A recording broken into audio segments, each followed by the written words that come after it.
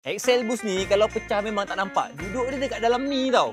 Betul-betul dekat tengah-tengah body dengan Excel. Menyambung antara body dengan tayar lah cerita dia. Sebab tu pentingnya buat full checking. Jadi kau tahulah kereta kau orang tu rosak apa. Boost ni kalau pecah, Excel kau ni boleh sengit. Kereta kau boleh melayang. Tayar kau ni pun boleh makan dalam ataupun makan luar. Rosak dia tu nampak macam sikit je. Tapi kesan sampingan dia banyak. Macam-macam boleh jadi rosak. Bila dah buka semua ni, nampaklah brake shoes kau ni okey ke tak okey, tebal ke tak tebal. Drum brake ni makan ke tak, haus ke tak. Bearing roller ni pula ada bunyi ataupun tak. Semua benda dapat cek sekali jalan. Kes yang macam ini selalu terjadi dekat kereta yang usia 8 tahun ke atas. Kereta yang baru-baru tu pun jangan ingat selamat tau. Jenis pula kau ni tukar adjustable, kereta lowered, siap sedialah dengan bus-bus terpecah. Nak cantik kan, nak lawa kan, nak handsome kan. Adalah kesan-kesan sampingan dia. Dah halang-halang kau orang tengok video ni, aku nak bagi tahu yang Wahid Garas buka cawangan yang keempat tau. Dekat Kangkar Pulai, Bandar Baru Kangkar Pulai. OHG Pontian ni adalah base kita. HQ lah sini. InsyaAllah kalau tak ada apa-apa halangan, bulan depan kita dah start operasi kat tempat baru tu ya. Segala progress aku update dekat dalam TikTok ni. Daripada start cat, renovation